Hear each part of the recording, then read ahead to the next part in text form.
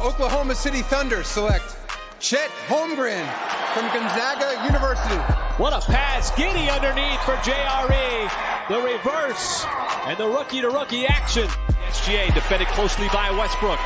Tough. Step back. Gets up the shot. Banks it in for the lead. This is Udart. You're listening to the Uncontested.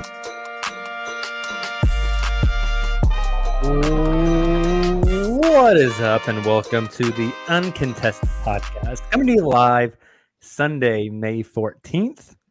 May the 14th be with you. I'm your host for the evening, Jacob Niffen. Got JD with me tonight. Hello. Got Justin. Hello, everybody. And Taylor's here. You know, I just, it can't just be me getting better on the podcast. I need the other 5 hosts to get better alongside me. Okay, Joel. Oh, I forgot that was the Joel call. I was like, what the hell is this guy? What's wrong with Taylor? I was trying to think of something recent, and that's all I really had to go off of. Well, we are brought to you by Monty the Blue Wire Podcast Network, dailythunder.com. If you're watching us live on the YouTube stream, what's up? Thank you guys for tuning in. If you're not, you should be. Go sub to our YouTube channel. Join us every Sunday and Wednesday night during the offseason at 9 p.m. Central Time, except for this week. Since Tuesday is the draft lottery, we will be live on Tuesday instead of Wednesday at 9 p.m.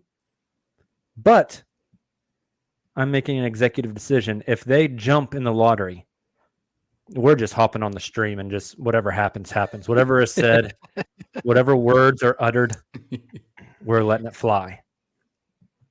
I'm in. Love it. I'm absolutely in. I'm getting excited. Yeah, it's hard not to be excited, you know. Like, just there's a chance. You know, 1.7. It's something. Yeah. Enough. There's been worse odds. Yeah. People keep saying 1.7%, like, oh, that's like impossible. It's not going to happen. Say that to somebody struck by lightning. See how they feel about 1.7% odds. Wow. Think about some of these crazy comebacks we saw in the NBA this season. Way less odds than 1.7. A few years ago, Thunder had 0.2% odds to make the playoffs with Chris Paul. Tell them 1.7. Context, baby. I don't know. I've just been thinking about that recently. Speaking of Tuesday being the draft lottery, you guys said it's exciting. It's fun to be excited and not nervous about the draft lottery. Yeah. That's a great point. The fate of the franchise doesn't hinge on some stupid lottery balls. Can I respectfully disagree? Okay. Not in that the fate of the Thunder franchise does not depend on the lottery this week, but it's fun to be nervous. I think. I don't know. It's more fun. You start, like if you start feeling funny, you got to poop. Like it's not a good time. If you were in the Wimby sweepstakes, like that's once in a lifetime. Like jitters. That's true. When it pays off, like yeah, last year, we can got you imagine being the Charlotte 2. Hornets and then you don't hit? Yeah. And it's like, what do we have going for us? Nothing. Nothing. Hope Right? Michael Jordan. We spent $120 million on I can't even think of the kid's name. The white Hayward? guy. Oh, Gordon Hayward. You said kid, and I was like, huh. Yeah. He's like old. Yeah, he is kind of old. I wonder if he still plays League of Legends. Oh, I forgot about that. Probably I just does. think like it's so much fun. Like last year was so much fun. Like the ecstasy of the Thunder getting second. Taylor's face when the Thunder got second. Yeah, that's iconic. You The fist can't bump. beat that. And Justin, I'm kind of with you. Like when 14 and 13 happen and the Thunder are coming up, I'm gonna feel nervous if only for it's gonna be 30 like seconds. Yeah, 3.5 seconds. It's gonna be real fast. It'll be just a quick peak in a valley. If they don't get called at 12, then I'm going to lose it again. Oh, and probably dude. get really nervous. Here's the thing. I'm gonna be nervous on 14 and 13. Correct. Because that's like if they get called at 14 or Makes you 13, drop. that means That they've dropped. sucks. Yeah. And that, I mean, the difference in 12 and 13 like isn't massive, but still sucks. But it means someone else Yeah. jumped, which Mhm. sucks. And it should be us jumping. Correct. That's our 12th best. That's right. I'm not It's our exaggerating. 1.7% chance. If they draw 12 and don't say Oklahoma City, like Might have to fire up the stream during the commercial break. I don't know what I'm gonna do.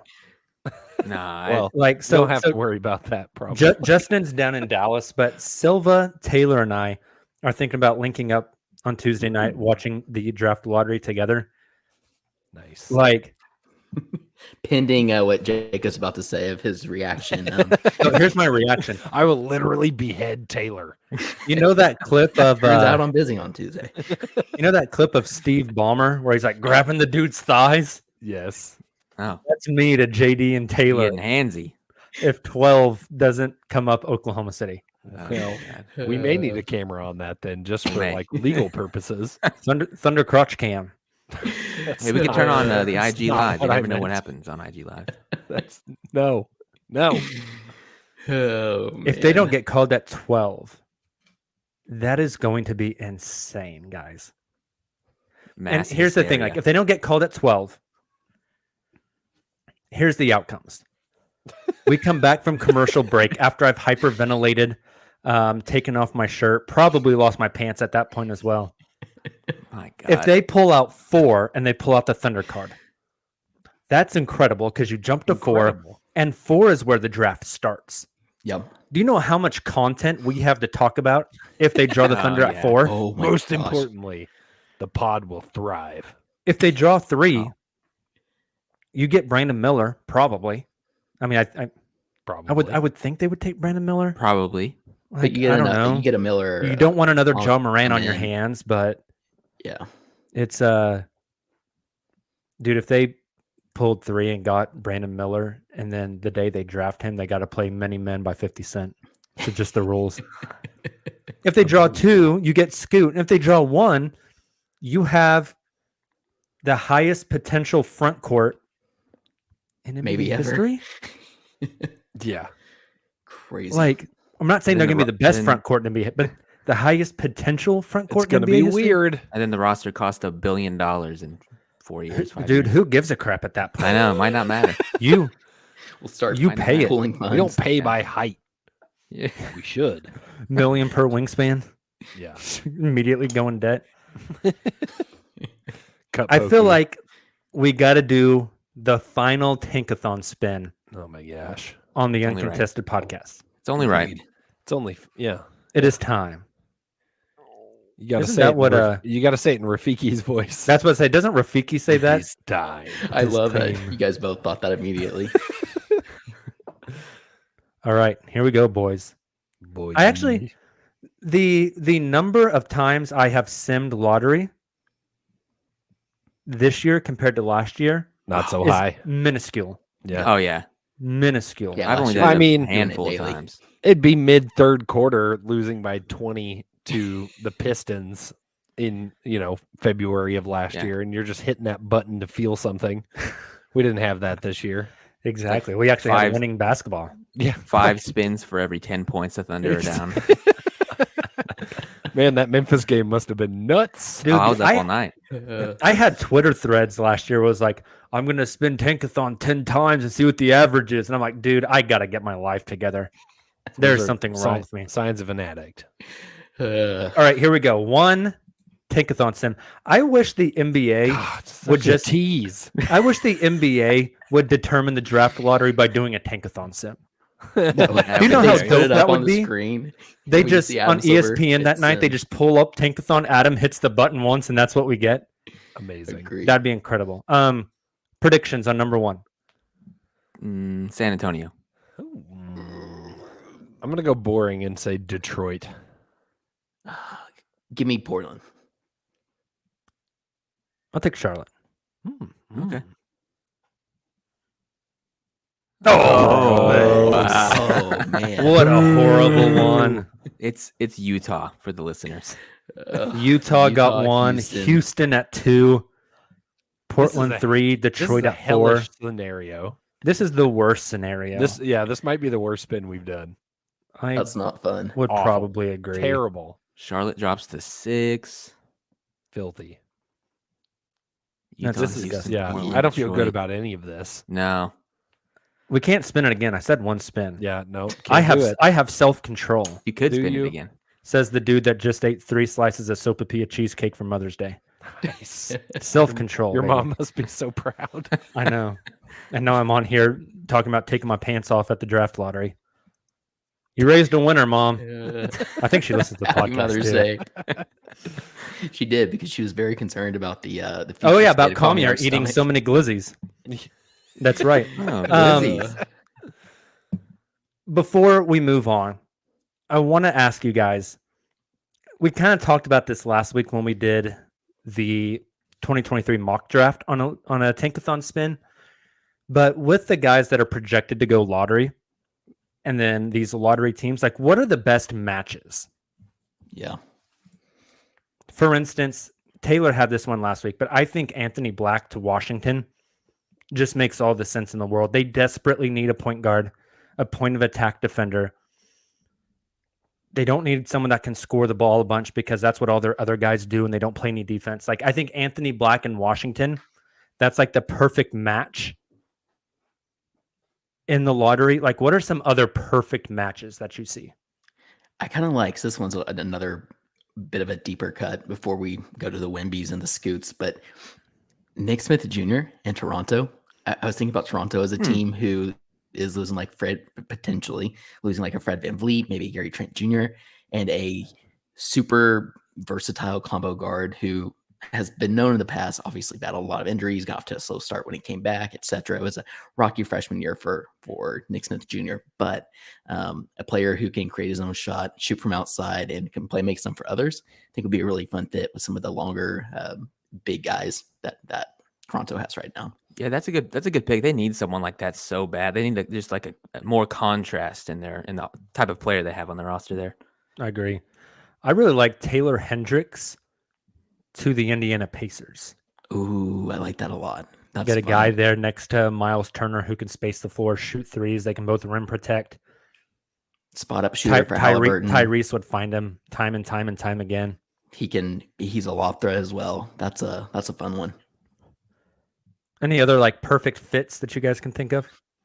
I kind of like Amin Thompson in San Antonio. Me too. I like That that could be a lane. good one. I don't remember. If I not, like was Scoot listening. in San Antonio personally. Oh yeah, that's fun too. I had Scoot in Portland because I thought Scoot and Shaden and Shaden would just be a crazy athletic insane. backcourt. I have like perfect fits, but not in a good way, if that makes sense. Yes, it does. Uh-oh. Who are you sending to Houston? Scoot in Houston would just Yep. be a clown fiesta.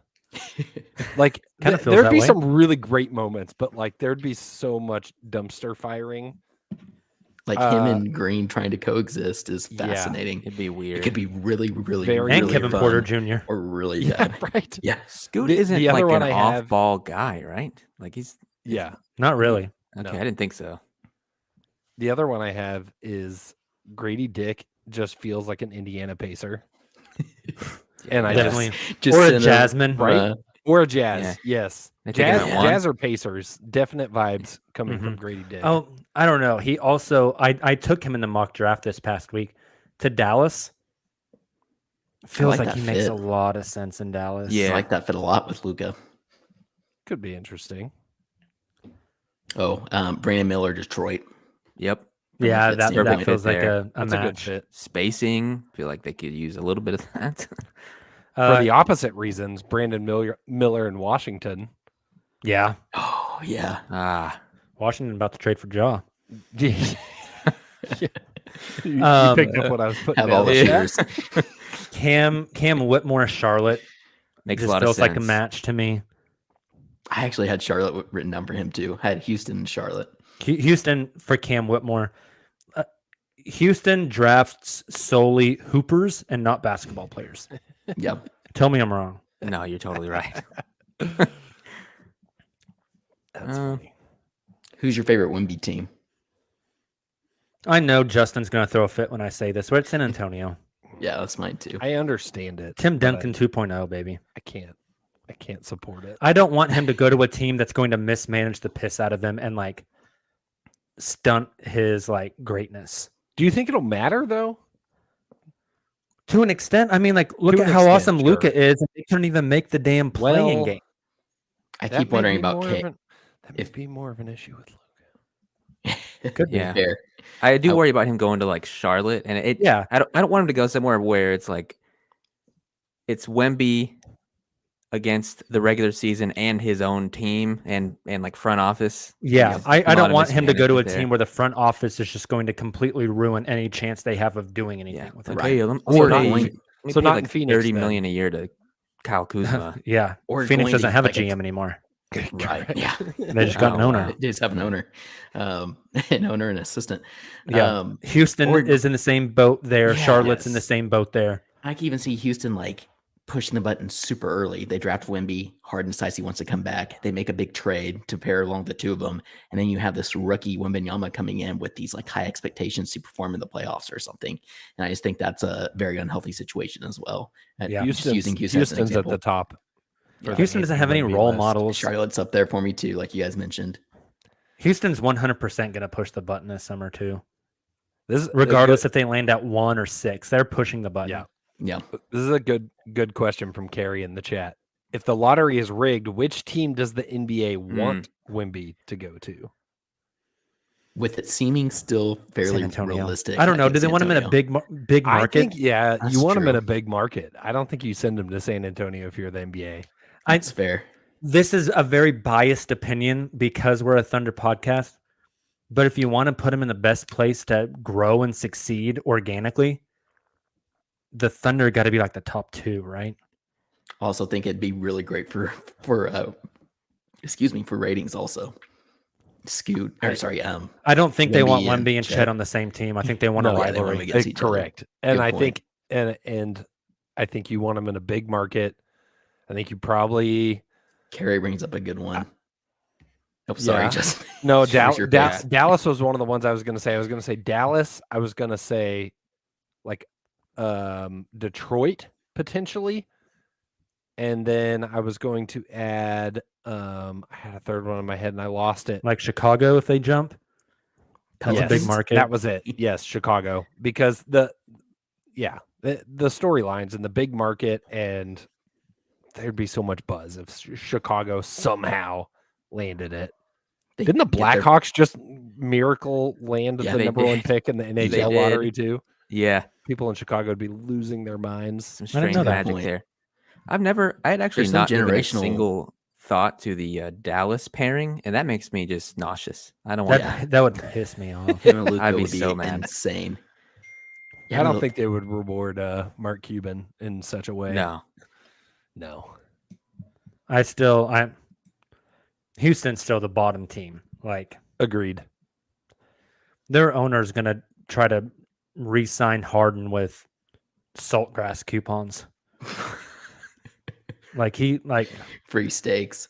just the whole setup down there is bad. Bad. It's just bad. who is the draft pick here that helps Houston's culture and is like a very high ceiling? I mean, High Wemby ceiling, helps high- the culture, high type of guy? Like but Scoot. Like, is that Uh, Scoot? I Is mean- Scoot Scoot could just be- gonna come in? I've I've heard the character. Thompson twins are like incredible kids. Yeah, I've heard that from a lot of places. I don't know. You just need someone that can come in there and just kind of demand the locker room, you know? Yep. Just kind of, I am the captain now, this thing. is it Jarace Walker? He's not very much that personality from what I heard. I don't think he's very his freshman outspoken. year, and It might I be mean, and then Scoot. bringing in, if they brought in Harden, like, that's not the kind of guy you want bringing in around like a whole Agreed. bunch of questionable young guys. Like, I don't know anything about Jalen Green. He could be a nice guy. Kevin Porter Jr., though, you know, Yeah. like, you don't want to bring James Harden in to like be the role model of those kids. No. no. I mean, to be fair, if Harden's going back to Houston, he's probably not around those kids a whole lot other than games and the Also occasional true. practice. Also true. Yeah, they Hey, I'll might see not you be guys- old enough to get in the strip club. I'll see you guys That's 3 times a week. Oh my god. All right, well, let's Crazy. talk some draft fits for the Thunder. Before we do that, though, let's take a quick break, hear from some sponsors. On the other side, we are going to play a Thunder draft prospect game.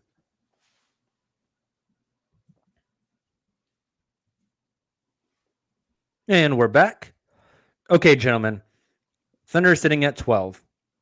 We'll see where they officially land Tuesday night. But I thought it would be fun to just look at some of these lottery prospects, some high guys, some low guys, but talk fit for Oklahoma City, right? Not like highest upside, but which guys would fit OKC stylistically and need wise. So what I've done is definitely did this like in a vacuum, prospect versus prospect, and not under specific. It's okay. We're going to go prospect versus prospect. So I've got two guys paired together. I'll give you guys the pairing, and then we will debate which one fits the Thunder better. Again, for fit, we are going, they fit the Thunder style of basketball. This, I don't know, high IQ, very cerebral, can do a little bit of everything, positional size type of thing, but also can fill a need for the Thunder. Which prospect we would like the better out of the two? Make sense? Yeah. Makes All right. sense. First one I got. Amen Thompson versus Anthony Black. This is really interesting. Really, really tough one, especially Thunder specific. Feel like to me, and you all, I think, know more about this, especially Taylor. I've listened to your draft episodes with Nick, and I haven't done a ton of like in-depth like personality stuff and things like that. To me, it seems like Amen certainly has the higher ceiling of the two, but I think in order to maximize that, you need to give him the ball a bunch. You need to give him a much longer runway than a guy like Anthony Black, who I think could be more willing to come in and just be plug and play role player, just gets the offense going immediately, kind of like Josh Giddey did in his first year. That's kind of my like high level view of that matchup. I think that's pretty spot on. And again, that's why this first one was what made me kind of like, whoa, crap, whenever Jacob said Thunder specific and not prospect specific, because I think you're right. The way the team's currently constructed, Anthony Black is so plug and play. I think he'd come in and be able to impact the Thunder immediately. Like you mentioned, so offensively. Now, he's not the best three-point shooter. He has decent touch. He has a pretty nice floater. It is kind of weird. There's a lot of similarities there with Josh Giddey. But and obviously reaches the floor at a very high level, can move off ball some, but he is a great point of attack defender. I think maybe one of the best in class, and being able to use his length. He's very long. Another Thunder attribute that we've seen recently when Pressey is targeting prospects, and really high IQ on that end of the floor as well. He probably fits better, but even then, I think I want to go ahead and just make a quick case for Amen, simply because not only is he, would the ceiling of this team just be astronomical with Amen, with Shea and Chet, and Giddey and everyone else, but he's just an insane athlete. Like we had never really have seen. Like, yes, he can jump out of the gym and is one of the maybe most athletic players immediately coming into the league, but his change of pace and his twitchiness, it's like something we've never really seen in the way that like Shea almost manipulates and almost like distorts time with his slow motion, long, lanky moves. Amen does something similar, but with his like fast twitch quickness. It's really interesting and something that Thunder doesn't really have. He's a really good finisher around the rim, really good passer and playmaker. Maybe this is probably the same level as Giddey. I think, again, it's going to take him a little bit to adjust to the NBA speed, but I think he can get there. And then he has the tools to be a really great defender, and the effort is there. That's the biggest thing with the Thompson twins is they're going to work on the jump shot. They're going to work on the defensive end of the floor. I think you might take him in just because of that ceiling when it all comes together. And in the meantime, he could have a similar impact to an Anthony Black. Yeah, I think this one's interesting. You guys already hit on a bunch of great points. I think the lack of shooting from both is tough when you think about a Thunder fit. I think it almost, Justin, sorry, it almost comes down to like, which one do you trust more to grow as a shooter? Yeah. I'm not sure I trust either, to be honest. Fair. They're both like, I know we'll use the reference of like free throw shooting a lot. They're both pretty bad free throw shooters. Yeah. Like it's not encouraging. So I think you look at least for me, I look at the other attributes beyond shooting. And I think Anthony Black adds less of an extra dimension to this team. I think what you were hitting on, Taylor, is like he kind of already fits really nicely in that maybe the Thunder already have guys that are kind of doing what Anthony Black could do for this team. Strong defense, like kind of fighting over screens, like all that kind of stuff. Like connector. We've got guys that do that. What we don't have is Ausar Thompson. We don't have a freak athlete. We don't have somebody who's got that like crazy change of speed, twitchiness. Like that would be a totally new dynamic to this team. And I think that makes him the more intriguing prospect to me, because I'd love to drop him in some different Thunder lineups and see what would happen. I like that. Just to that point, we talked a lot about this past season, how this Thunder team is the best when they're pushing the ball in transition. And both of these players can do that, but Amin does it at such a high level. I mean, that's going to be his thing from the very beginning, is a freak athlete in transition. That can make for a lot of fun highlight reels with Shea and Chet, running the floor with him. It's exciting. The thing is, though, like, we don't really know with Amin. Yeah. Like, it's so hard to evaluate those two in that setting. Yep. Like, I think the athleticism translates regardless, right? I think I said this last week. I would love to see them play at the combine. It's not gonna happen. No way in hell would it happen, because the only thing that could happen there is they can tank their stock. There's no way they're raising their stock by playing. But there's a reality where, like, those two get to Summer League and just get freaking cooked and just look way over their heads. I think there's a reality where they look insane as well. Yeah. Mm-hmm. But the range there is so big. I think Vicini was mentioning that kind of to that point, Jacob. Like, if you're there, he said there's an argument that could be made that Amin maybe has a higher ceiling than a Scoot, but it's going to take longer to get there, potentially. I thought that was interesting. Yeah. It's an interesting one. So it sounds like both Taylor and Justin taking Amin. So would you agree with that? I think so. It's hard not to. Like, they're both just higher. I think he's a harder fit than Anthony Black. I feel like Anthony Black could just fit in immediately. Totally. Plug and play. But Amin does. And he went to Arkansas, which gives him a leg up. He talked on ESPN about how he watches Shea and Josh and how he likes to watch the Thunder. It's a match made in heaven with Anthony. I think Amin does give you the higher ceiling. It's interesting. I don't know. This is a tough one. What's your pick? I'll go contrarian. I'll go Anthony Black. Okay. Sorry, I don't want to like continue too long on this. Just really quickly, so Josh Giddey coming in and the way people thought about his 3-point shot, are they seen as worse than even Josh when he came in, or similar? I think Amin's is worse. I think Anthony Black's probably on par, but that's a good question. Yeah, I think Amin is seen as a worse shooter. Yeah. Tough. I thought Nick brought up a great point. Like, Anthony Black, a lot of people want to give the Josh Giddey comp when it might be closer to Lonzo. I like that Lonzo comp, which is a really fun one. Mm-hmm. Like a really fun one. Mm-hmm. All right, next two prospects. This may be my favorite one. Jarace Walker versus Taylor Hendricks.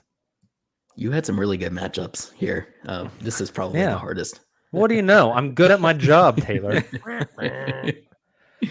Two kind of big forwardy type guys. Justin, why don't you kick us off on this one? Okay. I think what's interesting about both of these, like you said, both kind of physical specimens, 6'8", 6'9", huge wingspan on Jarace Walker. Like, he looks like he belongs on a football field. He just looks so strong. Like he could play defensive end at a major Power 5 conference right now. Yeah. And I think that what is so exciting about Jarace Walker is thinking about him alongside Chet, and the kind of like thunder and lightning combo that you could have there is super intriguing. But I'm going to go Taylor Hendricks, and I'm going to go Taylor Hendricks because of the versatility and the shooting. 39.4% from behind the arc for Taylor Hendricks. He can like probably play 1 through 5 And I think, a lot of the things that we've seen from this Thunder team, you can come up with just some absolutely nutty lineups with some of these guys. I think Taylor Hendricks plugs in, whereas Jarace Walker has probably a more limited range of where he can fit on the floor. I think Hendricks, you could put all over the place and play in some of those really funky lineups, like thinking about, an extreme tall ball lineup versus, maybe you stick him at the 5 and do like a weird small ball lineup. Like, I think there's a lot of fun stuff the Thunder could do with that. Combined with the shooting, I think makes him very intriguing. Definitely. So the thing that sticks out on this one for me, need for Thunder, Hendricks has the shooting 100%, right? But Thunder type of prospect, Jairus has a little bit of the higher IQ, the short roll playmaking, some of the passing, the being able to see the floor and do a lot of things, but the shot's not there. People very much question Jairus' shot. They kind of question his physicality on offense, not defense, which is interesting. He tends to go to the floater a lot on offense.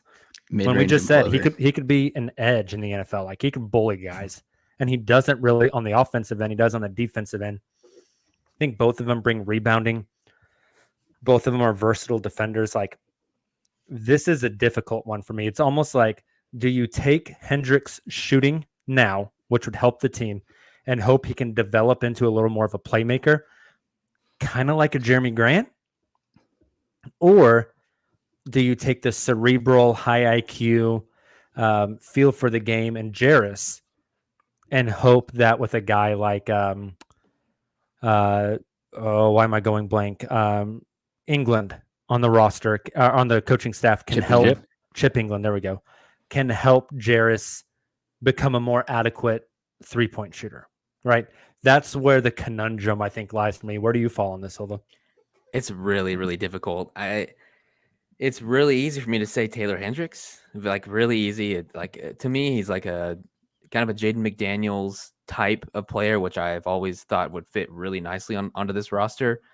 But all the things you just outlined about Jairus, like his thought process when he's playing, the decision making, the size that I feel like is really needed next to Chet, all that sounds so enticing.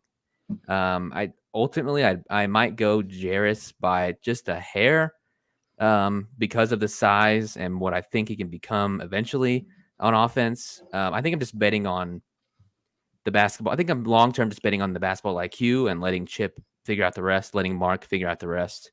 Because I don't know what his role would be in the offense. I think ultimately that's what it's going to be. If this guy that comes in, if his role is just going to be play defense, catch and shoot, then it's Hendricks. If you're using him like a glorified J Will or a glorified JRE, I think that's almost you're not going to be getting the most out of Jairus. Almost like the Houston team didn't get the most out of him. I think his freshman year. But if you're going to like pair him up with Josh and pick and rolls all the time or something like that and have him roll hard to the rim, and that's going to be a regular part of your offense, I totally get it. So I don't know. I'd probably lean Jairus just by a bit. It's interesting. One thing that stood out to me, Justin, when you were talking, you mentioned some potential small ball lineups where I don't think you'll probably be able to play Taylor as like a small ball 5. You might be able to in some situations. We obviously saw Kenrich Williams play. I was about to say, they played Kenrich Williams at the 5. Play literally anybody at the small ball 5. I think it like playing him as a true small ball 5, not just throwing out 5 players and playing like a 5 out. I think you can do that with Jairus. I think he can play some center there. I'm still leaning Taylor both in my fit for the Thunder and prospect overall in the head-to-head. And again, there's attributes of each of these prospects I think that kind of have been overblown, like the lack of playmaking for Hendricks and so it's like the ball handling for Jairus. But Taylor Hendricks is an elite rim protector, especially from the weak side. His anticipation is really great. He's able to utilize that length and the defensive versatility that you mentioned, Jacob, especially being able to switch ball screens. I think it's really, really impressive. I think Jairus is a little slower in that regard just because he is bigger and thicker. And so I think Hendricks' ability to be able to do that fits his team really, really well. And it gives you so many options when you have one of Chet or him being able to switch the pick and roll and also have one of them to be able to help backside is like incredibly impressive. And then just like some really solid shooting numbers, 40.9% on 130 catch and shoot threes this past season. Imagine having that elite of a catch and shoot 3-point shooter with Dub, Giddey, Shea. That I can't get over how awesome that would be. So I'm leaning Hendricks here as well. I'm going Jairus. Jairus has been my guy for a while now. I know the shooting's a question. There's a question of like, is he more of a big or more of a wing? I think if any coaching staff can figure out what to do with him, it would be Mark and this coaching staff. I think Jairus was held back a bit his freshman year. Yeah. I think they could figure some stuff out with him. He's a dog. He got that dog in him. I have it on my to-do list, but I really want to go back and watch some of his high school tape when he was playing. I think it wasn't Sunrise. It was the one in Florida. Anyways, he played alongside some really good prospects. Nick told me one time, I forgot who he played with, but regardless, he had a bigger role. And so I kind of want to go back and watch that. IMG? And how that looked. I think IMG. Thank you. This might be blasphemous as far as like, I might get some hate for this. He's kind of got a little bit of Draymond in him. Jairus does. The size, the versatility, the defense, playmaking, the passing. There's a little shades of Draymond in there, and I hate that. Is he an asshole? Like that. I don't think he's an asshole. Does he like to punch his teammates? Yes or no? Does he have a podcast? All great questions. I don't think so. I'm leaning Jairus though on this one. All right, next matchup. Asar Thompson versus Cam Whitmore. I'll kick us off on this one. This is the easiest one for me. Circle it, put a check mark next to it, bold it, and underline it. I'm going Asar Thompson. Ooh, okay. Does Cam Whitmore have a high upside? Yes. Is he like a freakishly large, very powerful athlete? Cam Whitmore kind of gives me like 4-inch taller Ant Edwards vibes. Interesting. As far as like the power athlete stuff. Yeah. He just, and I know if Nick were on here and when Nick's listening to this, he's going to like scream at his phone. The dude doesn't pass. Like it's Carmelo Anthony-ish. Yeah. It is a black hole. Tunnel vision. 100%. Lots of dribbling. Yes. Lots of like high post, like isolation stuff. Doesn't fit what the Thunder do at all. Like I don't know if they would take Cam just because I don't think he fits much of the stuff they like to do. Asar, on the other hand, a little bit better shooter than Amen. I think has a higher upside as a shooter.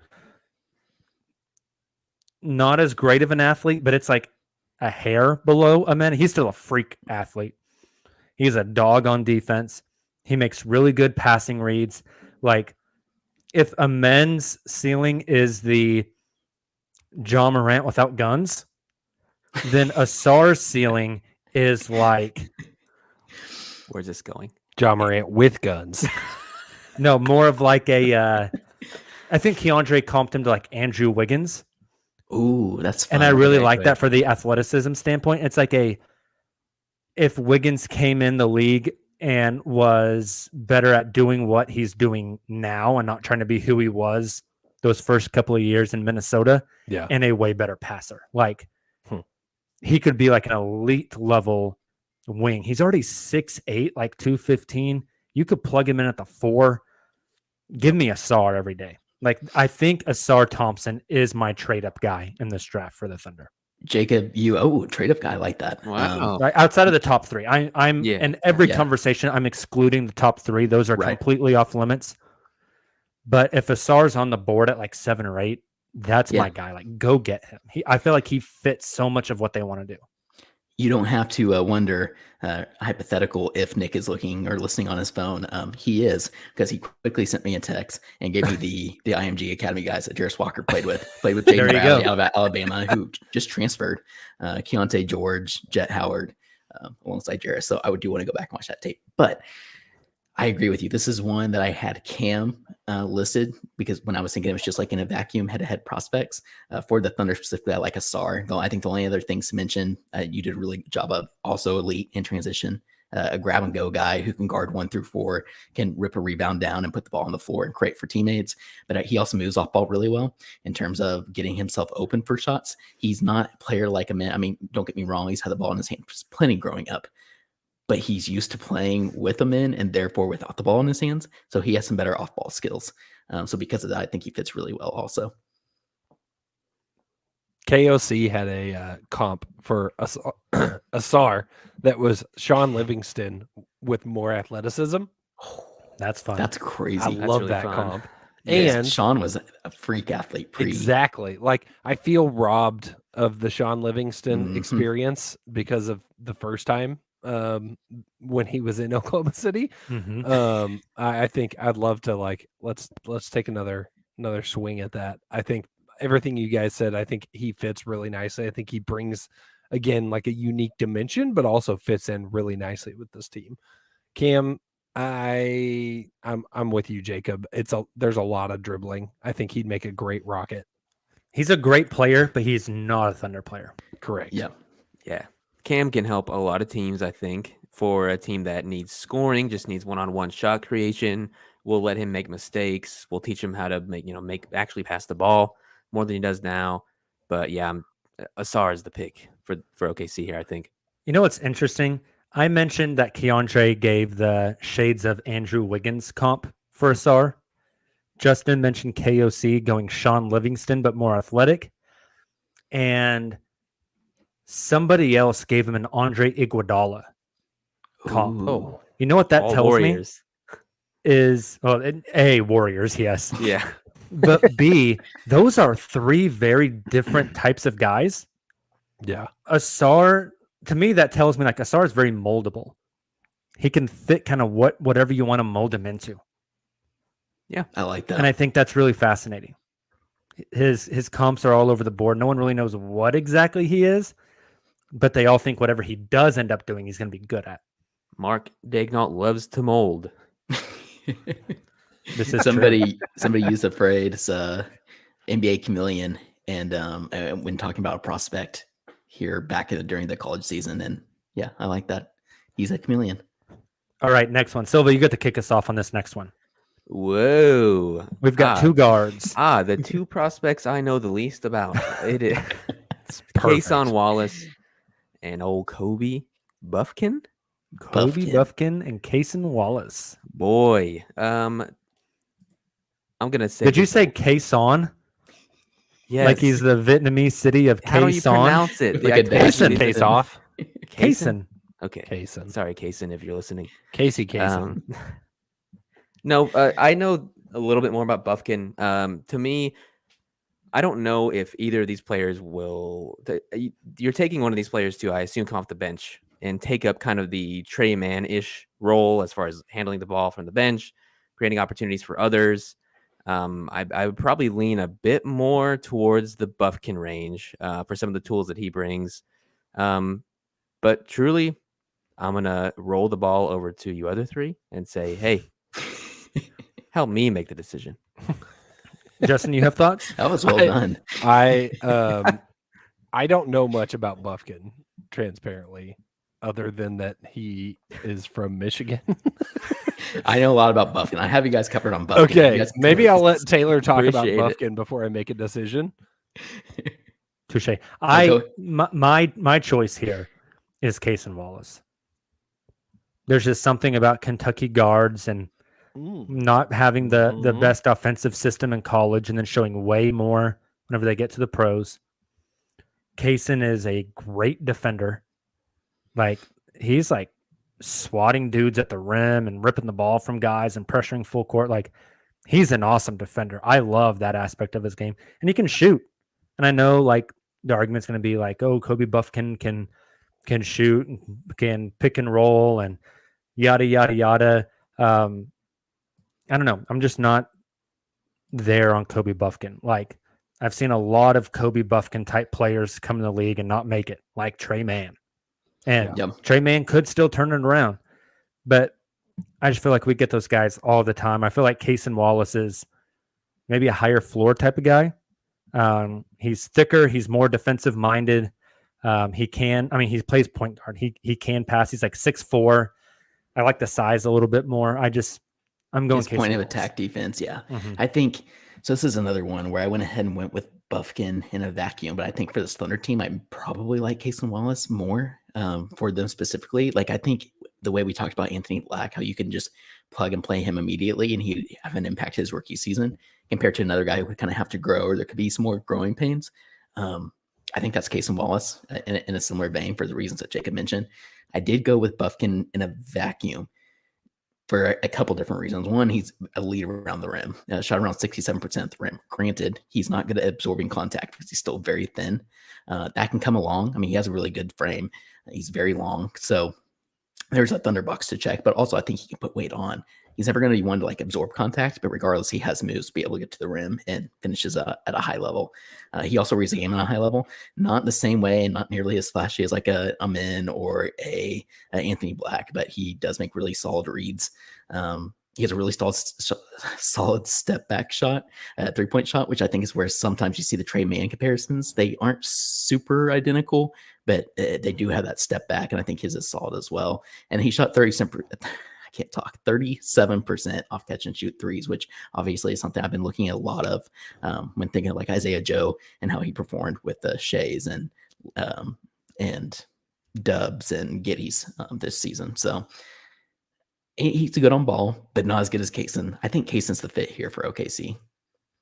I like Cason's defense. I like the the flashy blocks, the steals. Yeah, the steals. I like the way that I think he's got like if Kenny Hustle and Lou Dort had a defensive baby where you get like the just flying all over the court, but also like can hound guys. I really like that and what that could bring. And when I know we've discussed it before, like in a world where Lou Dort is no longer on the Thunder, Cason Wallace could be a really nice kind of like next gen replacement for that, with better shooting than Lou Dort, with some more things that I think you don't get currently in that position.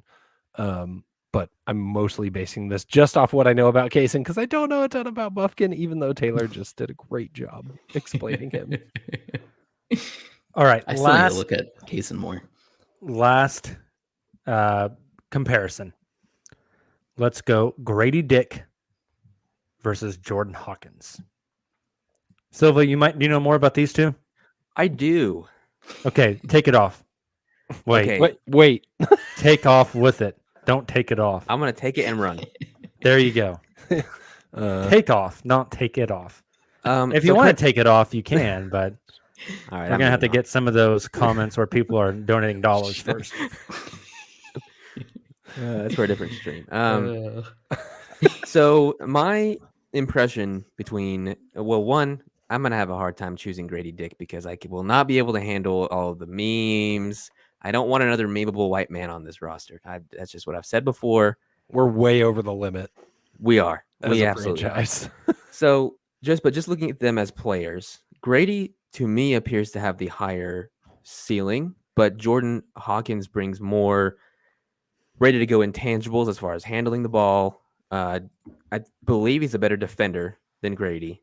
Grady isn't like a horrible defender, but he's more cerebral on that end, just kind of fits into a team defense. Jordan also a great shooter. I feel like for fitting onto this Thunder team that already has a ton of ball handlers, I think Grady would be my pick there. Just catch and shoot, fire away, get a ton of shots up, make the right pass, which I believe Grady could do on that roster. I think I lean Hawkins. Also because like you just physically can't have a Chet and a Grady on a team. Like that's in I think that's in the new CBA. It's not allowed.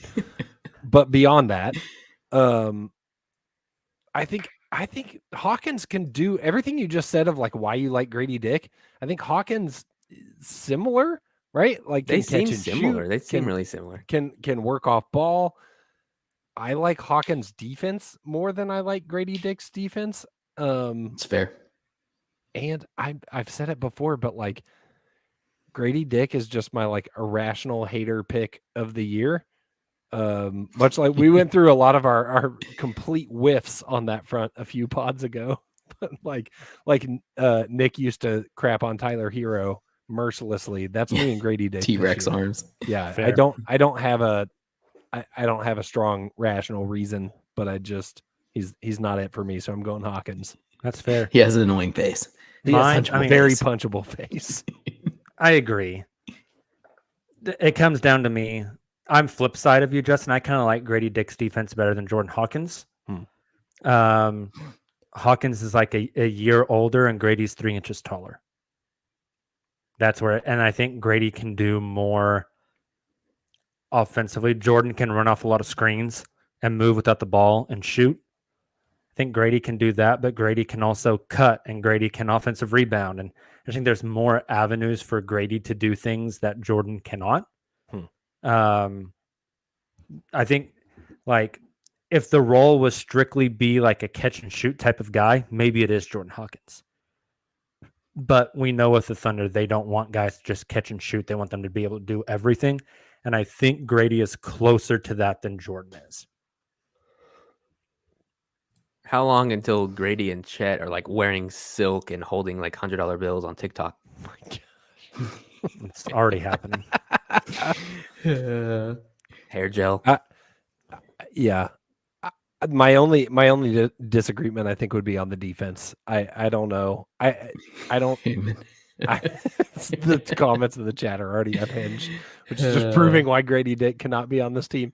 Fair.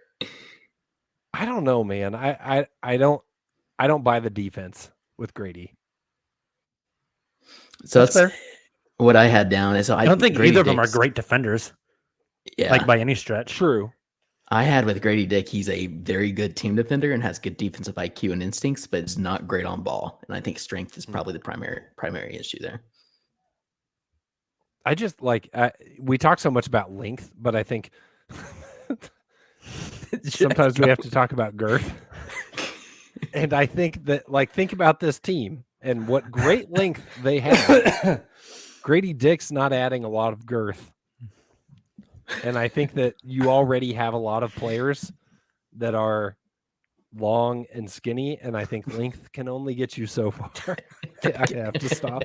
That's what she said. I'm not joking, we though. Need a clip. No, I know.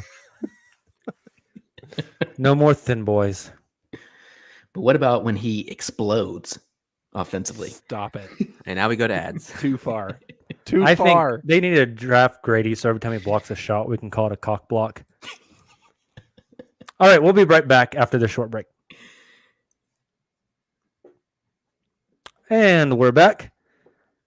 Silva, before we end the night, we got to do some around the association. I don't even know where you're sitting at.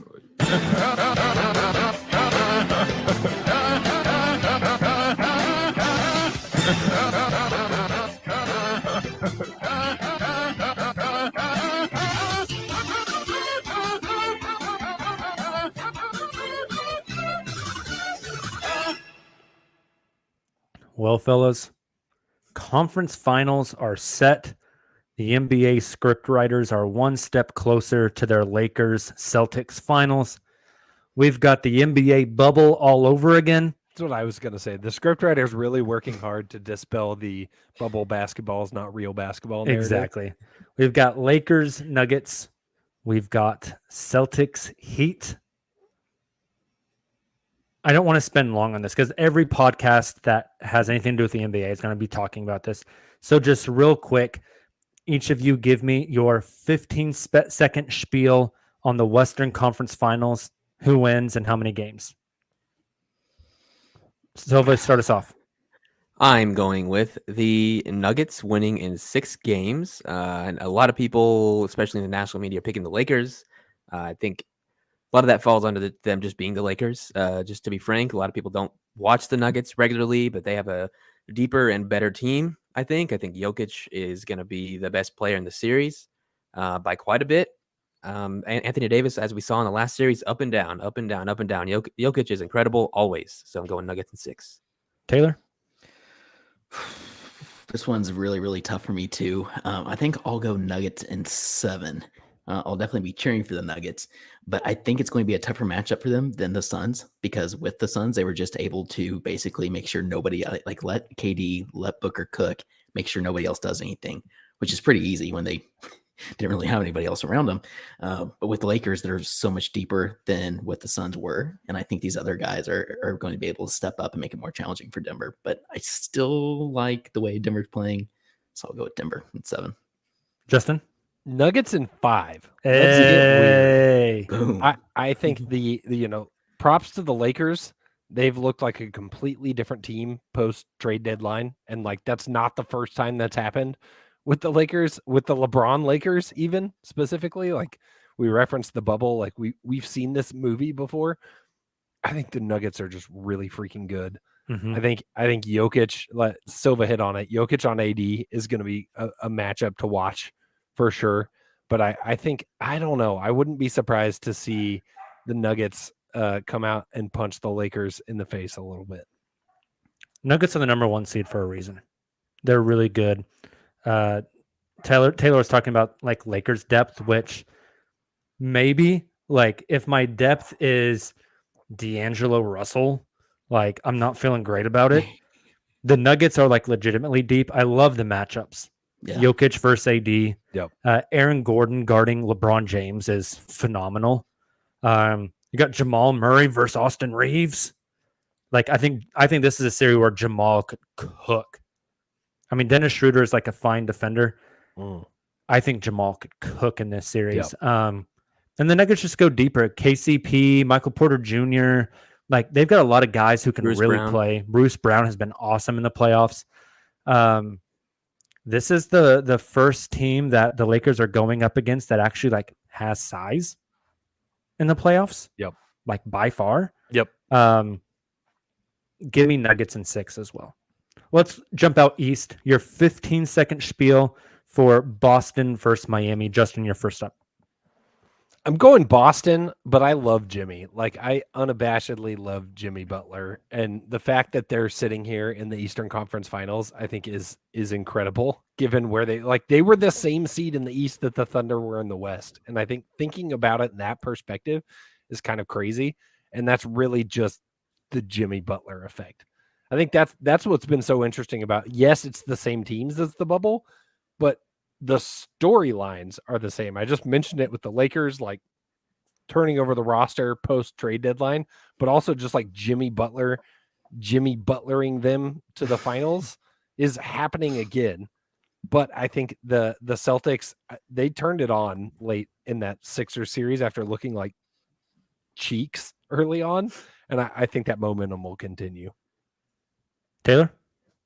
That's kind of how I feel as well. The zombie heat never die, no matter when we think they will or that they should. They never die, and often due to Jimmy or a big Bam game or Gabe Vincent stepping up. Spoelstra is a great coach, but at the end of the day, we saw the Celtics play at a level, specifically today, but also just that series in general. That I don't think we've seen maybe any other team besides Denver step up to. I just think I think they'll handle it pretty easily. I'm gonna go Celtics in 5. Get a little spicy. I realized I didn't actually make a prediction. I'm going Celtics in 6. By the way, Silva. I think Miami has a pretty wide coaching advantage in this series, but I ultimately think the Celtics are going to go as far as Jason Tatum will take them. He is 24, I think, about to be 25, or he might be 25 already, with a ton of expectations. Same age as SGA, basically, and has insane pressure and expectations on him. That is crazy. We saw what he could do tonight whenever he can channel some of that and be consistent. He just attacked Joel Embiid over and over and over and looked incredible. But we saw him fall asleep for halves in this series as well. So it depends on what Jason Tatum we get. But ultimately, I think Celtics in 6. I'll take Celtics in 6 as well. I don't want either of them to win. I don't like this series at all. I would have much rather preferred Sixers-Knicks. Not a Heat fan, not a Boston fan. I think Boston eventually gets it done. The Heat are just going to run out of gas. The Heat love to play that zone. Boston's going to shoot the piss out of the ball against that zone and bust it up. Jimmy is awesome, but they got so many guys that can throw at Jimmy. Yeah. You know, like, yeah, you got Jaylen Brown, and then you got Jason Tatum, and then you got Malcolm Brogdon, and then you got Marcus Smart. It's like Derek White. Then you got Derek White, Grant Williams. Switch. Yeah. I mean, Kyle Lowry is like starting to put his second foot in the grave. Give me Boston in 6. What I'm more interested in talking about than the conference finals, guys, are the 4 teams that lost the semifinals. That would be the New York Knicks, the Philadelphia 76ers, the Phoenix Suns, and the Golden State Warriors.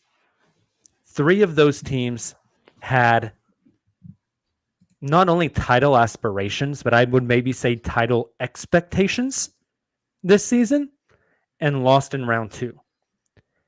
We've already seen some turnover with the Suns firing Monty Williams, which I think is questionable.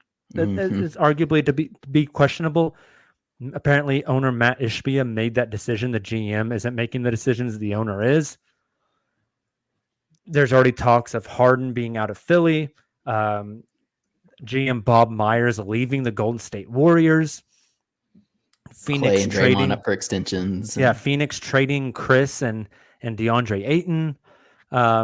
So my question is, and we can probably leave New York out of this. I think they're just going to run it back next year. Jalen Brunson's a dog. RJ Barrett is awesome.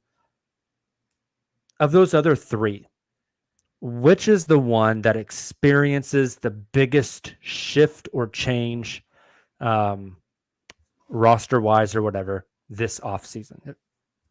Phoenix already has a heads up on this game right now.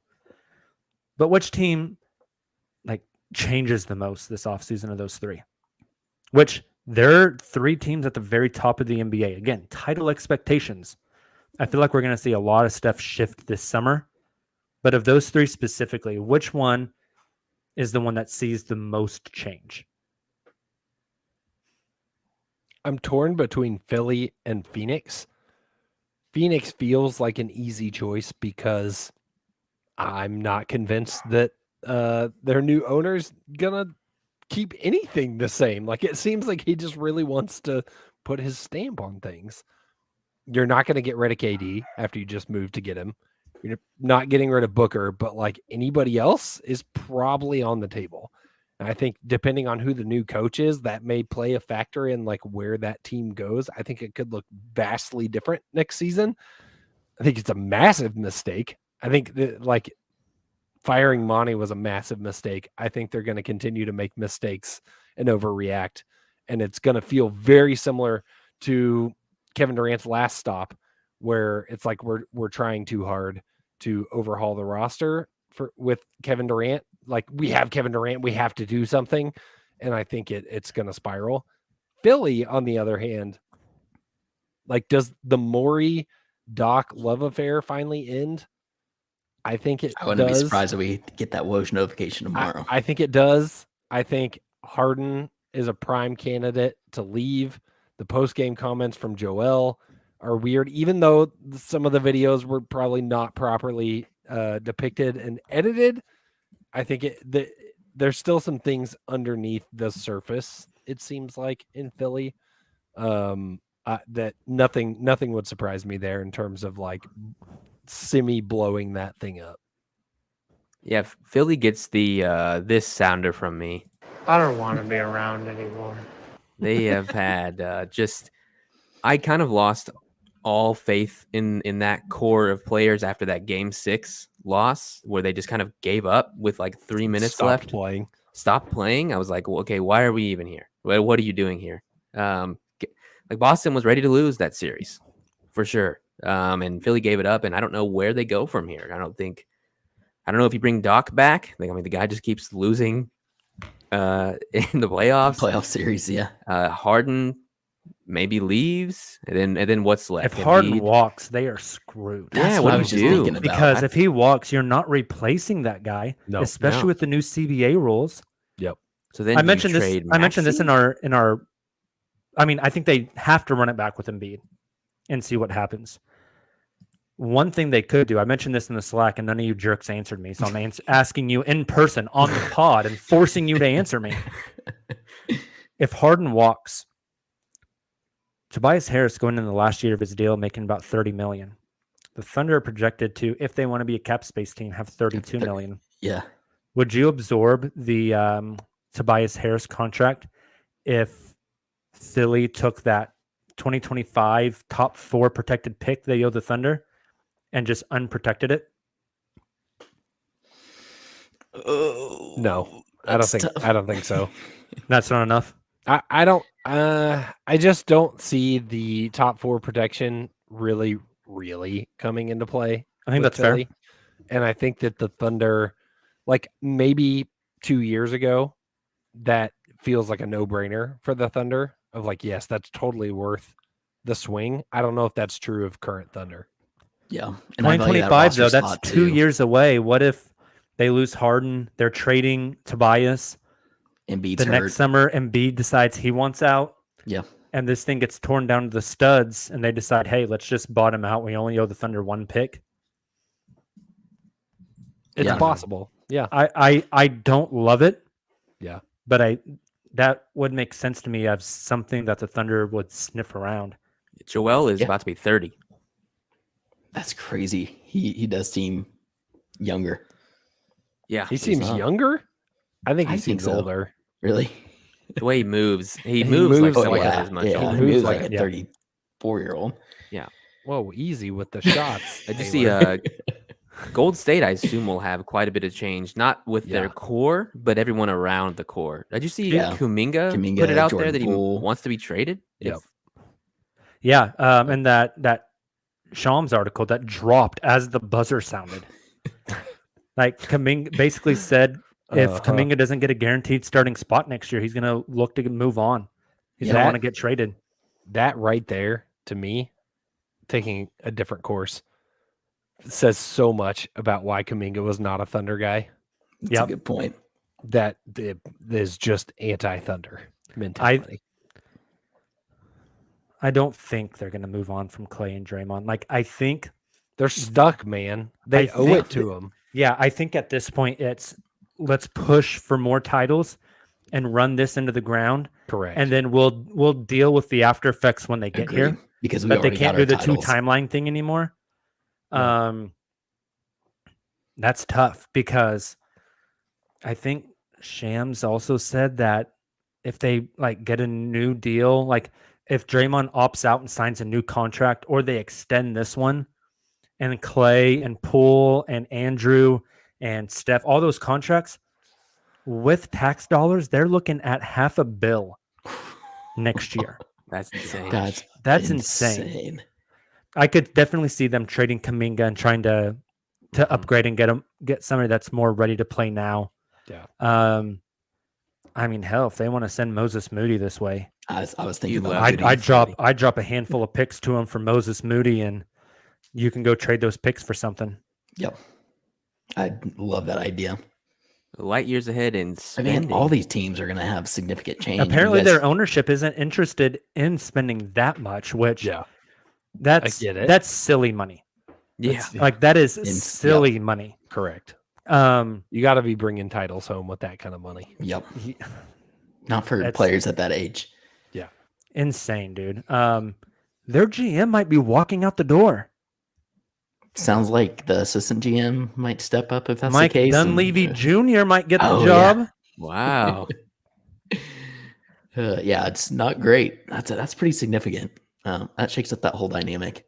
And then Phoenix, like obviously Monty's out the door, but it sounds like if you're not Kevin Durant or Devin Booker, you might not be on that roster. Not much to work with.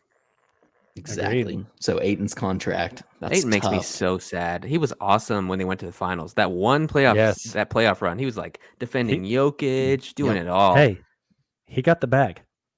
Yeah, and and that was all. That's it. It's kind of wild. Crazy. I wonder what happens with CP3. Bleacher Report saying that the big move the Thunder need to make this summer is a DeAndre Ayton trade. Tells me A, they've never watched the Thunder or listened to anything the organization has said. Yeah. Also, B, no offense to any of the Bleacher Reporter writers. We've had Bleacher Reporter guys on here. Dan is the GOAT. I love Dan. And I know Dan didn't write that. But Bleacher Report is also the one that dropped that top 24 under 24 and put Shea at like 22 and Taylor Horton Tucker at 12. So maybe let's pump the brakes a little bit on what they're putting out there on opinion pieces. Agreed. Interesting stuff. I think we could see big changes from all three of those franchises. What it showcases is, we've talked about this before, is the weight of expectations. I think you're seeing it on all four of those franchises, but especially the three we talked about with the changeover. Like, their expectations were titles, like you said, Jacob. They have to do something because you can't just run it back. It's the same conversations we were having after Russ and PG flamed out in the playoffs. It's like, okay, they have to change something, but you're so stuck at that point. Yeah. Well, which makes where the Thunder are at now, when you have more of the flexibility, so important because you have to get those guys in place before you get to that point of being stuck. Yeah. I would argue the best course of action for Phoenix was to run it back. Correct. They had 5 games of sample with those guys before the playoffs started. To me, correct. That it's not they got stuck and couldn't run it back. For Phoenix, to me, they it's got impatience and short-sightedness, and that is one thing we know the Thunder will not have. That's exactly. True. Yep. So expectations. Sam Presti's like a damn ownership. turtle. Yeah. Like impatience is not a thing. He's going to run his own race, 100%. Yep. You know who else is running their own race? John Morant. Facing a lengthy suspension to start next season. Ooh, see, that makes the West even more interesting. What's lengthy? I mean, it's subjective. Someone reported that it could be half this season. I was about to say 50 games. Yeah. Ooh, I don't think so. I was thinking more like a quarter of the games, which still is significant. Yeah, I wouldn't be surprised if it was half. Yeah. I would be a little surprised. I heard Woj say today that Adam Silver showed a lot of restraint in Ja's first suspension because Ja was like, I'll never do this again. I'm so sorry. I'm going to get help. And then now. Fooled me once. Yeah. Tough. Shame on you. I tweeted this again. You can't fool me again. George Bush. Makes you think of J. Cole, too. Yes, very much. I tweeted. I didn't know I did tweet this out though. Like at this point, it's a George Bush quote. You didn't know that? I was barely alive when George was president. Oh my God, you child! Crazy. I don't remember 9/11. Wow. Play the sounder. Play the sounder, please. Which one? The one that outro. We got the one that ends the podcast before you say anything else. We have no Silva sounders. That one has to get ripped. That cannot. No, that is not allowed to be a sounder. Also, I was thinking whenever our intro was playing, we need new calls that are more updated than a year and a half ago. Yeah, we should definitely put the call whenever Kenrich Williams almost punched Rudy Gobert in the back of the head. We should. That would be perfect for this podcast. Thank you guys so much for checking out the Uncontested. Tuesday night draft lottery. Wear your lucky socks. Kiss your mother. Put is it lucky to put a penny in your sock? Go get a fortune cookie. I don't know. Do something.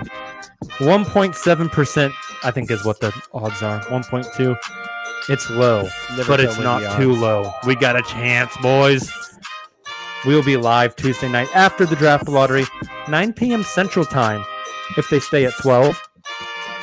Right after the draft lottery, if they jump to 4. If they slide to 14, we might not even podcast. You guys have a great start of your week. We'll be with you in 2 days. Until then, enjoy the conference finals. We'll talk to you soon. Thunder up.